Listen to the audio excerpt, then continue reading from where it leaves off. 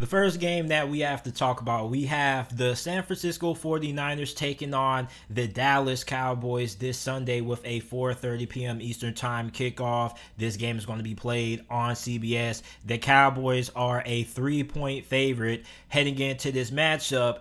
Now, every time we preview a game talking about the Dallas Cowboys when they're in the playoffs, you always have to talk about the misconceptions and the popular narrative that a lot of people in the national media like to have when it comes to analyzing the Dallas Cowboys in the playoffs. So check me out. So I was on Instagram a couple of days ago after the Sunday games were officially finished and we knew who was going to be matching up in the playoffs. And somebody said, man, the 49ers are easily going to beat the Dallas Cowboys. And somebody said, why do you think that? And the response commented, he said, because it's the Cowboys. They always choke in the playoffs. And please, and I'm not going to say this again, if your argument for why a football team is going to lose and not win the Super Bowl in the playoffs is because they always choke in the past, please, and I beg you again, I'm going to ask one more time, please do not ever try to argue with somebody who uses that logic, because you're not going to win at all. Because they're with anybody who judges what a team is going to do in the postseason based on what they've done in the past, it means they have a tendency to listen to the national media too much. They take their opinion into consideration too much when they're analyzing these games.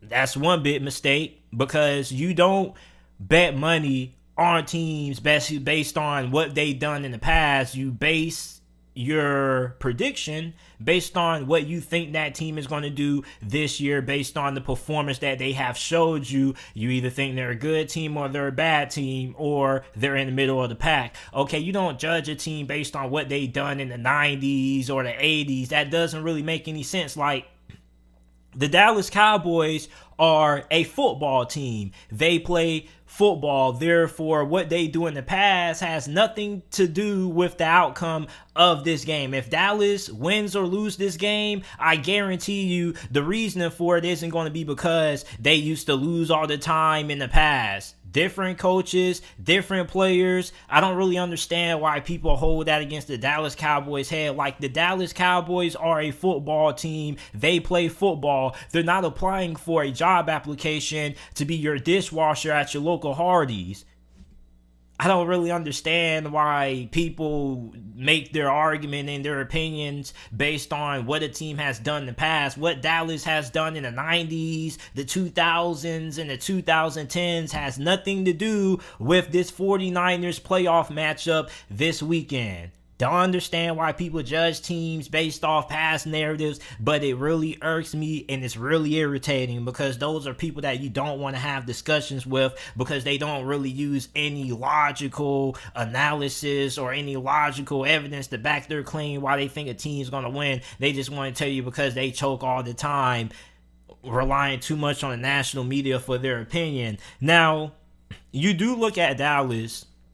This probably is the most talented team in the NFC East and probably one of the most talented teams in the NFL. And when you look at the NFC conference as a whole, everybody's going to say, man, JT, the Packers, Rams are more talented teams than the Dallas Cowboys, which I would still disagree, but I wouldn't push back on it too much. But you look at Dallas, you have Trevon Diggs, leads the league in interceptions. He's in the running for Defensive Player of the Year. You got Micah Parsons, who pretty much has Defensive Rookie of the Year on lock. He's probably going to be in the running for Defensive Player of the Year as well. So you have two players on your defense who are phenomenal and are already in the running to be finalists for the Defensive Player of the Year award. Then on top of that, you have a pretty good defensive line. Your linebacker unit is one of the best in the league. But the weakness of Dallas defense has probably been the secondary and not really the cornerback position.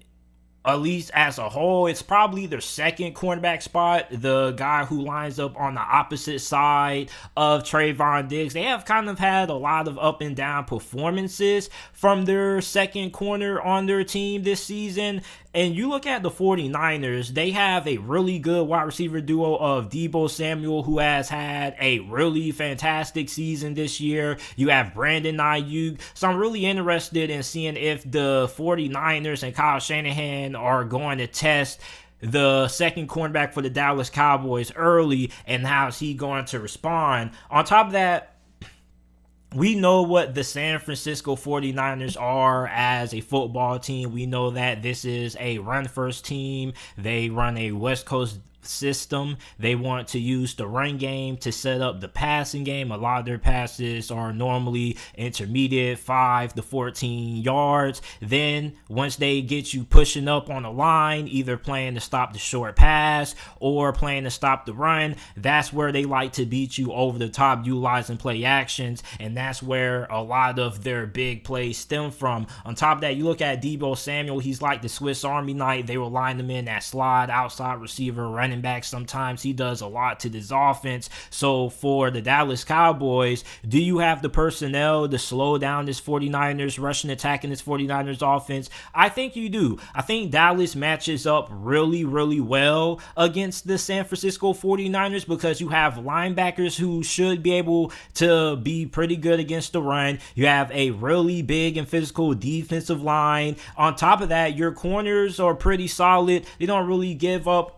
They don't really have a lot of bad games. They will have some down games here and there, but their cornerback play has been fairly solid outside of their second corner. So overall, Dallas defensively is a really good team, and they match up really well with what the 49ers do. However, it's easy to say we're going to stack the box and we're going to slow down the run game, because I don't know if a lot of you guys know this, but teams are stacking the box against San Francisco more times than not throughout the year, and it doesn't really work, because just because you know it's coming doesn't mean that you're going to be able to stop it. So you look at Elijah Mitchell, who has probably been the second best rookie running back in the league behind Najee Harris. He has 207 carries on the year, 963 rushing yards, 5 touchdowns, 4.7 yards per attempt. Now, if he would have been able to stay fully healthy, he probably would have ran for well over 1,000 yards, and they got a stud getting him.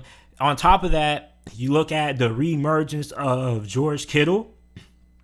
George Kittle is somebody who has battled with injuries this year, but when he's been on the field, he's been really good. So how are they going to try to slow him down? On top of that, you got to worry about Ayiuk and Deebo Sanders. So honestly, this game is going to come down to how well does Jimmy Garoppolo perform. Okay, the 49ers are only going to go as far as Jimmy Garoppolo takes them. When Jimmy Garoppolo plays great, the 49ers 8 out of 10 times likely win the game. When Jimmy Garoppolo plays bad or he plays average, that's where the 49ers find themselves in trouble. A good example was when they lost to Tennessee not too long ago. That was a game that the 49ers had in their control, and they lost that game because Jimmy Garoppolo didn't play well. And if Jimmy Garoppolo doesn't play well, the 49ers aren't that good of a team that can carry a bad quarterback, or at least a bad quarterback performance, to a win. Okay, the 49ers have a really solid defense. Okay, they are top 10 in points per game allowed. They are 7th against the run, and they are 6th in pass yards per game allowed. Now, a big reason why their pass defense is so good is because they have one of the best pass rushing units in the league. Now, if the 49ers aren't able to get consistent pressure on Dak Prescott, it is going to be a very long game, because the 49ers cornerbacks aren't really the best. Okay, I don't want to harp on them and say that they're completely awful, because they're not, but their corners are pretty much in the middle of the pack. So if Dallas gives Dak Prescott enough time to throw the football and the pass rush, and Nick Bosa and company aren't able to get home, then it's going to be a long day for this 49ers secondary, because this secondary is not going to be able to hang with the wide receivers of Dallas in coverage for that long. Now, with Dallas, their red zone defense hasn't been all that great this year. However, the 49ers have the best red zone offense in the league. That's where this game potentially could be won or lost, because I feel like for Dallas, when you get a team like San Francisco in the red zone, it's really important that you're able to hold them to only having 3 points, aside from allowing them to score the 6 points and get a touchdown on the board. Because when you have a ball control team like San Francisco that likes to run the football, control time possession, you really hurt them when they end up taking 8 minutes off the clock and they only end up with a field goal. That puts them at a disadvantage, because then they used all that time on the clock, and if you go back and you score a touchdown and they can only match you with field goals, eventually you're going to end up coming up with the upper hand, because they're going to end up utilizing so much time off the clock that they're not making the most out of their possession. So when you're a team like the 49ers, yes, it is good for playing keep away. However, you have to be efficient on the majority of your drives, because when you have a ball control offense, you don't really get too many drives that you can afford to go empty. So the team that I am going to take to win this game, I am going to take the Dallas Cowboys. The reason why I'm going to take the Dallas Cowboys isn't really because I feel like they're a better team per se. I just feel like they match up really well at certain positions that the 49ers, I don't really think are going to be able to slow down or stop. Like, you look at the cornerbacks of San Francisco, if Dallas offensive line is able to give Dak Prescott enough time to throw the football downfield, which they should, okay, then I think that Dak Prescott could be in for a big performance. On top of that, I think that you look at how aggressive Dallas defense has been this year. They are number 1 in the league in takeaways per game. You have Jimmy Garoppolo, who has kind of been a little bit reckless over the last month or so with taking care of the football, so they could get in trouble forcing a couple of Jimmy Garoppolo turnovers, rather that be interceptions or strip fumbles. So I'm going to take the Dallas Cowboys to win this game. 27-24 is going to be my final score prediction in this matchup.